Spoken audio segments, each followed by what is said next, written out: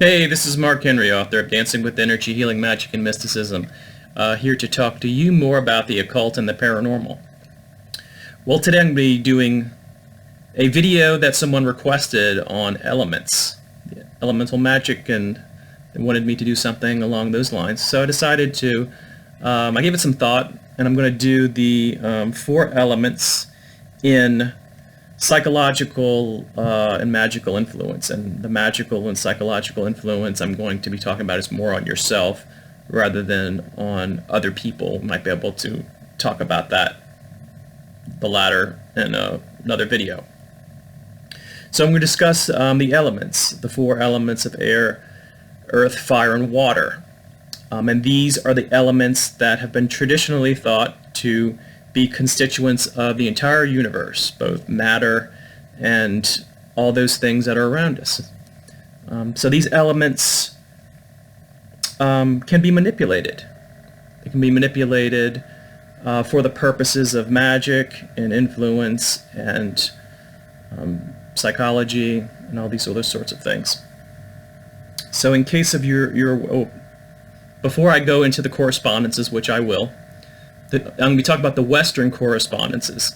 I know that when it comes to certain systems, like ceremonial magic, and I think the Golden Dawn has a little bit of a different take on the correspondences and the colors and everything. And I believe that in Tibetan magic, that the colors and directions and everything are a little bit different as well.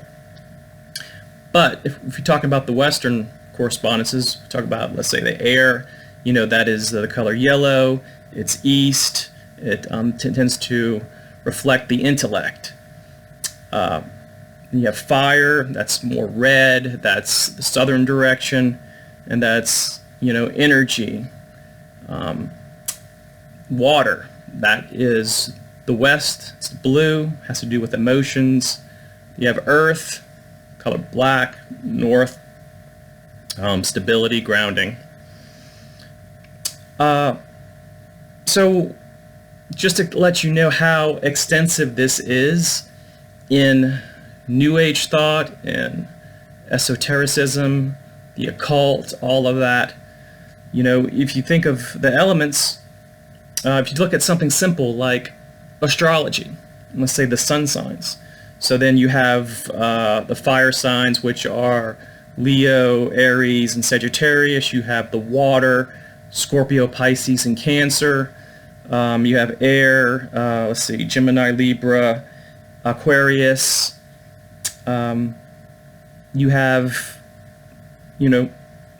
these correspondences in Western astrology. Then you have something that I studied when I was interested in, when I started getting interested in Reiki and energy work, polarity therapy. And it's kind of a mixture of several different systems, but it's a form of energy work. And they had the elements, and each of the elements were on a finger, and you would put one finger in one spot, and another hand in another spot, and you would direct energy that way. And it's kind of funny because the middle finger was considered the element of fire, so that when you flick someone off, it's kind of funny that you're cursing them in a way. It's you're letting go of that energy in a negative way. So that's your fire finger, in case you didn't know. True story. Then you have Ayurveda, the Indian alternative medicine. Deepak Chopra is popular in that that's where he kind of started a lot of his work as an endocrinologist, and later went into that because that's part of his heritage. So you have what's called doshas in Ayurveda, which are Vita, Pitta, Vita, I think Pitta and Kapha, if I want to say. Those are the 3. And they're represented by different elements, and you want to, if you may be you may have too much of one, and then you have to balance it out. And that's based on the elements too. And last but not least, although there are other correspondences or other contexts where this shows up, you have the tarot. So you have what? You have the wands, in the Rider-Waite deck, which are fire. You have the cups, which are water. You have the pentacles, which are earth, and you have the swords, which are air. All of that goes into the tarot too when you're trying to understand the different influences that are going on in someone's life and how the energy and the direction and the movement of things, how they're all working together to bring about the current conditions in the querent's life. So, what else? Okay, so let's get into how to actually do some of this stuff. So what you're going to want to do is, and this may require just a little bit of study more about the elements, but I'll go through the basic parts of the elements, because what you're going to want to do is to become familiar with it, the elements, and get in touch with them a little bit just by meditating on some of the I guess components of what does it represent. What does fire represent? So fire would be something, when you think of fire, it would be like expansiveness. You know, when, you know, heat, it causes things to expand, right? You have heat, you have expansiveness, you have explosiveness, energy, you have movement through heat. You have like the element of air. So what do you have? You have change. Of course, again, it represents the intellect, mutability, rising, air rising. Also, communication. That would be a kind of a context of air. When you think of, okay, so what do some gods do? You have Mercury representing by the element of air, communication. Water, so what is that? You think of wetness, fluid, malleability, also movement in its own way, like waves of the ocean and the current. Then you have earth, which is stability, dense, can be crushing, it's too much, or it could be kind of holding together. And you could, I'm sure you get a kind of a feeling of this. This is something we all experience. So when you, I guess, meditate on some of these things, what you're going to do is you're going to kind of create the feeling of the element while you're thinking and meditating on these stuff, on these elements. And at that point, you're going to move forward. So once you imagine and yourself experiencing these elements, let's say fire, then you're going to try to breathe them in. Because if we imagine that they're outside in the environment around us, even though they're inside of us too, the reason we can experience them is because they are inside and they are outside, because they're universal. They're as above, so below. Think of it that way. So once that you start to get a feel for these elements and you kind of create the feeling of it, what you're going to be doing is you're going to be imagining yourself breathing in this fire element through these qualities into yourself. And imagine that as you breathe it in, you are taking it into your body, almost like through your skin. Now, I thought about this, and I've practiced this, and then I actually saw this in print. So while this was something that I have experimented with, I didn't actually see it in a book until I saw some work by Jason Miller. So when you, let's say we do fire, so you breathe it in, once that you get a feeling for the qualities, and you breathe it in. And why would you do fire? Well, let's say that you're feeling fatigued. Let's say you're feeling a loss of energy. You're lacking motivation. Well, what would be the opposite of that? That would be the fire. So that if you were having those experiences psychologically or in your body, what you can do is doing exactly what we're talking about.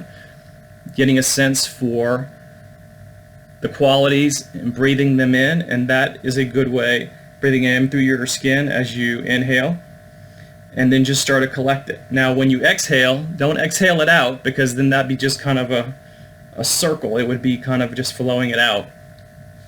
You might collect it and then breathe it out if you were ever to wield that element out in your environment, but that's a whole different video. But you're doing it for yourself. You're doing it because you're just not feeling right and you need a little extra energy. Natural caffeine boost. Without the caffeine, you're just using the element of fire. And you just keep doing that for about 5 minutes and see what happens. Play with this. I've done it myself when I needed a little bit more vitality. Do the same thing with water.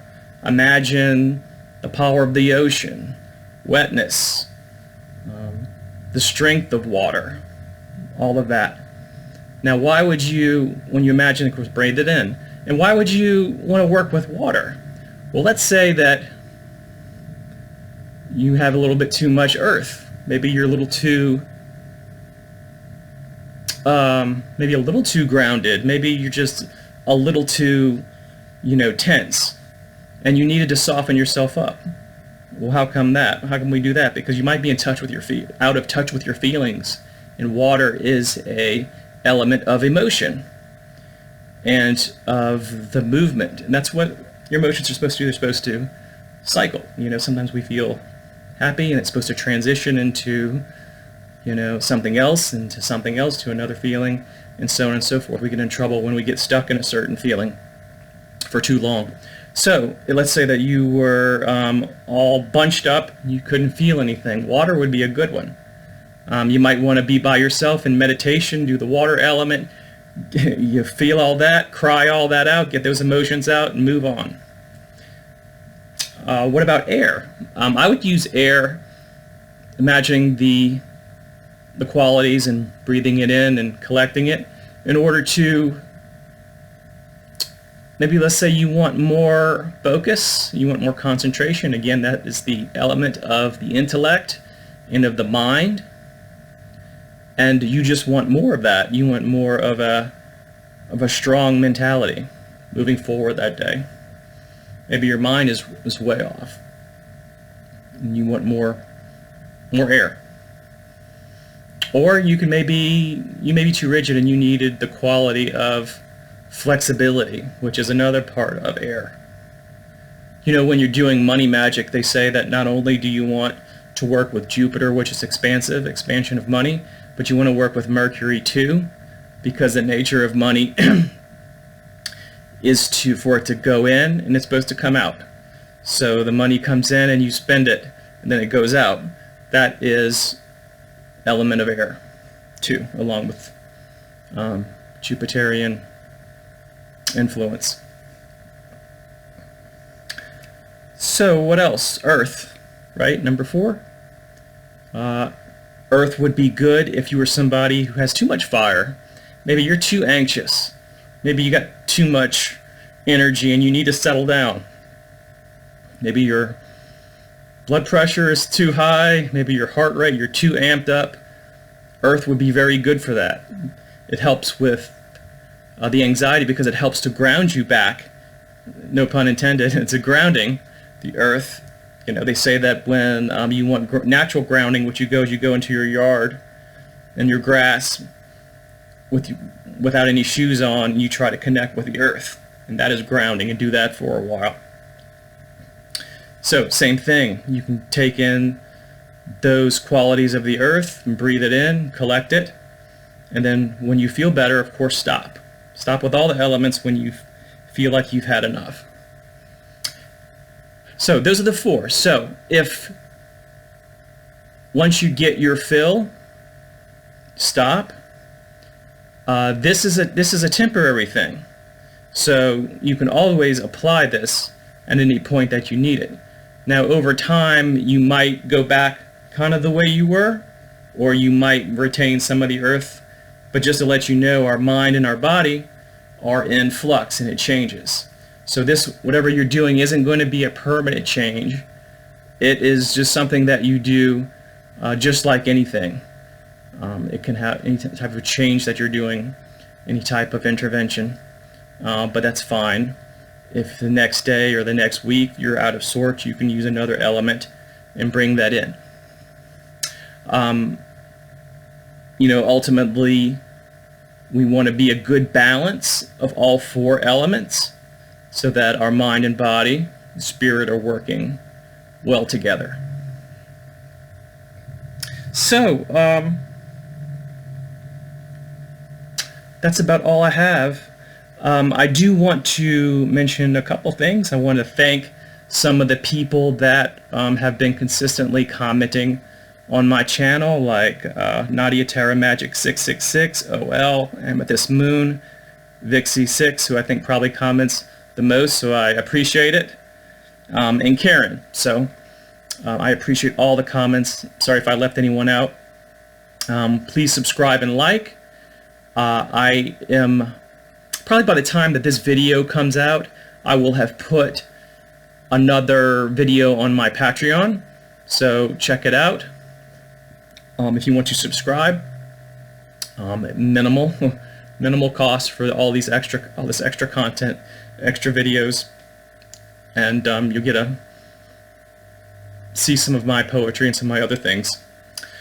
Okay, well, I hope that y'all have a good weekend. Stay out of the heat, at least don't stay in the heat for too long.